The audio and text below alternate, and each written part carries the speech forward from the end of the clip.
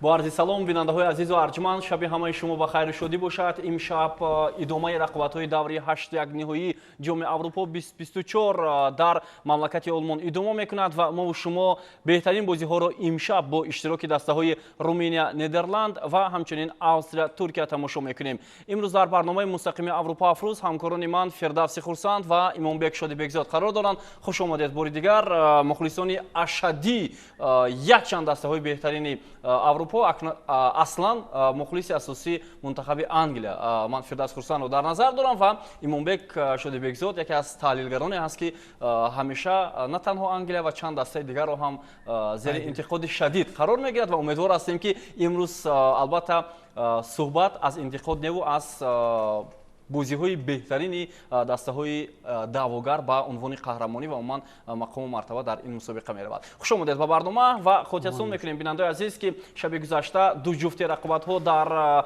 دوره 8 نهایی جام اروپا برگزار شدند. فرانسه با حساب مینیمالی 1-0 بر دسته بلژیک غلبه به دست آورد و بعداً پرتغالیا در سلسله ضربه‌های 11 متره اسلوونیا را به باخت روبرو کرد. دو بازی که البته نتیجهش برای بیننده ها آشنا است و اگر حرف زنیم در مورد این رقابت ها واقعا هم بازی دوم یعنی جفت دوم پرتغال و اسلوونیا کمی جالبتر هم بود. عموما کدام بازی شب گذشته بیشتر برای شما پسند اومد؟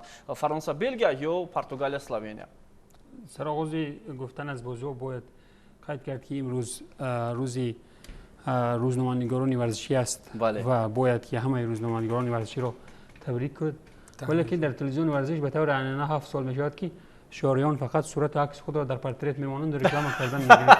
این عموما با یگان ژانر کریتری ژورنالیست ورزشی دخل هم ندارد. شما شهری هستید، ژورنالیست که ورزشی دیگر است، تحقیقات ژورنالیستی است.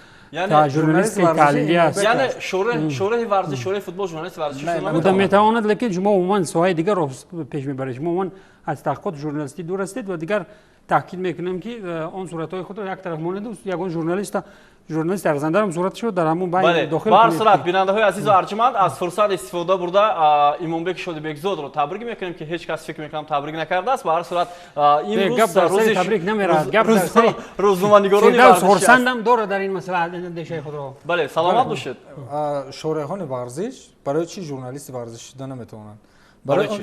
برای آنکه ژورنالیست ورزشی چند ژانرهای هست که مثلا توسط نوار چند روز مرحله روز کار میبرند، توسط نوار نشان میدن، دلیل میارند، ولی شهرهان ورزش فقط هم چیزی که میبینن شر میدن تمام.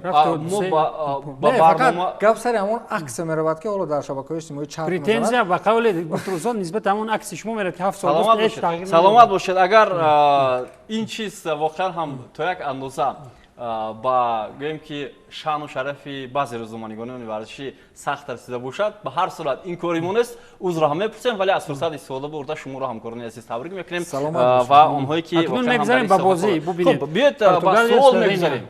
بله بر پرتغال اسلوونیا البته فکر می‌کنم که فردوس خورسند با من هم فکر بوده می‌تواند و شما نیز بازی که فاوریت 100% پرتغال بود، ولیکن ما نه فقط اکسترا تایم بلکه پنالتی زنی ها را هم شاهد شدیم. عموما من یکی از در گذشته یکی از نفرانی طرفدار کریستیانو رونالدو باز هم میخوام یک باران تنقید به سرش بریزم. این رقابت یکی از بازی‌های مهمتر هم بود، نه تنها برای کریستیانو رونالدو بلکه برای خودی پرتغال، زیرا اصلا پرتغال رو میگفتن که با آسانی میتونه اسلوونیا رو شکست دهد.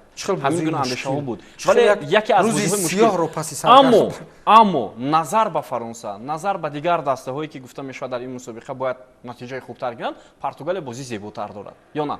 کوشش بیشتر بود. بله پرتغال هجومکارانه بازی کرد، بسیاری وقت خود را در نزد دروازه حریف گذراند، ضربه ها زدن، ضربه های به قول کج و کلید. بله کوشش کردن، همه چی بود ولی گل زدن نشد. شما بالاتر در مورد لوکاکو گفتید که عمرهایش خیلی خوب بود. ببینید عمر کریستیانو رونالدو هم در این بازی بد نبود. اما ما اینجا رونالدو رو گناهکار کرده میتونیم یا نه؟ چرا نمیتونه؟ مثلا نفری که پنالتی زنی رقم یکی دنیا است، پنالتی نمیتونه. خب به هر صورت پنالتی رو بهترین بازیگران هم نمیزنن.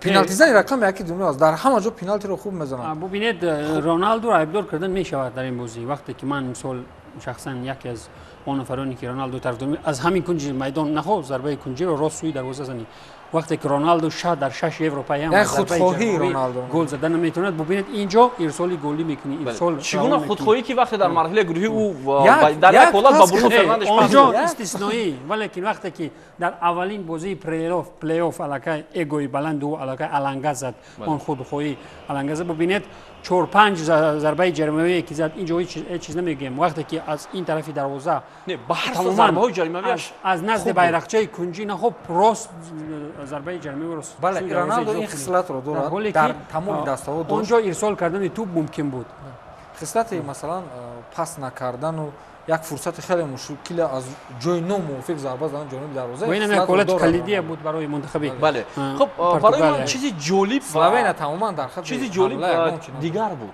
این هنرنمای پپه 41 ساله بود فوتبالبازی که رکورد گذاشت در مسابقه‌های سطح بالا مخصوصا در جام اروپا در سن 41 سالگی 100 چند روزگی اگر خطا نکنم او رکورد سابق در زبان تیم منتخب انگلیس رو که از هنوز سال 1980 گذاشته شده است گذاشت یعنی ببینید بعضا نفران در این سن و سال مربی هستند علاقه چند سال تجربه مربیگری دارند اما پپه بازی میکند یعنی دو فوتبالبازی در رایت دسته منتخب پرتغال هست که سن سالشون تا به جای رسیده است خود رونالدو هم در سن قریب 40 سالگی او در جام اروپا بازی کرده است به هر صورت در این سن سال ما نباید او رو تنقید کنیم گفتم میتونم از بعضی بازیگران جوان من فکر میکنم خوبتر و بهتر است گفتم میتونم که با همین استعداد رونالدو مثلا چمپیونات عربستان تاثیر خود رو گذاشت چه خیلی تاثیر گذاشت مثلا سطح بازی رونالدو مثل سطح همون عرب خوش مثلا پاس نه اصلا در اروپا می بود همین گونه بود عموما در منچستر یونایتد وقتی که ببینید او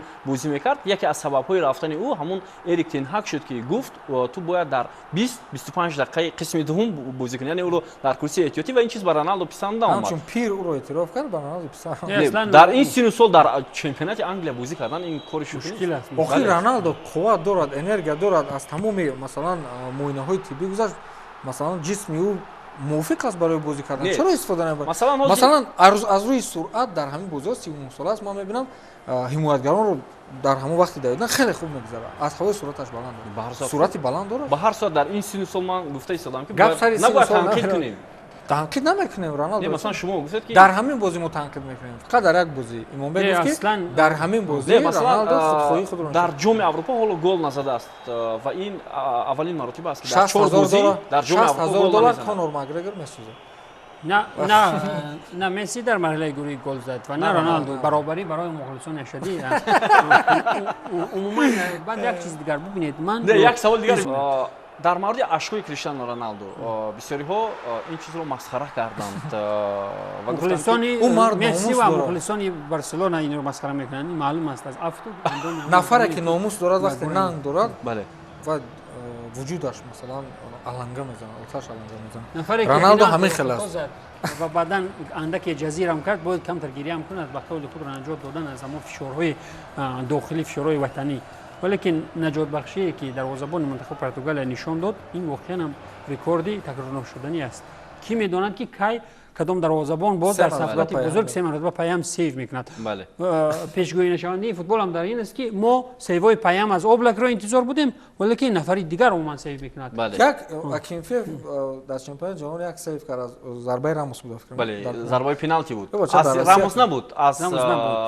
بازیگر سلتا بود اگر خطا یک آسپاس بله هم خیرگردان ببینید که در روسیه در چند منطقه هم خیلی هایکالچا هم مثلا مثل که در تیم ملی تاجیکستان ما همیشه رستم یتیم را قهرمان اساسی تیم منتخب میدونیم خب به هر صورت فکر میکنم حالا صحبت ها در مورد پرتغال ادامه میکنند یا با همین جنب است یک گپ دیگر گفتن ممکن است که ببینید کریستیانو رونالدو خوب شد که به مرحله دیگر رفت زیرا که اصلا فرانسه هم که اتوبوس میموند اینجا مجبوری رقابت میون دو اتوبوس میشود فوتبال پراگماتیکی دیگر همه چی رو زیر کرد و اگر که دسته رونالدو بر وقت‌تر از یورو حذف میشد این هم باز هم یک با قول یک نونسنس برای خود نفر جایزگی در یورو میشد. بله. مثلا در چهارک نهایی مغلوب شد. این و چیزی دیگر برای من اون است که رفتن پرتغالیا به دور دیگر خوب شد به خاطر اون که جام اروپا یک طرف رونالدو یک طرف توجه به کریستیانو رونالدو خیلی و خیلی زیاد است. تصور کن همیشه اگر پرتغال هم پرید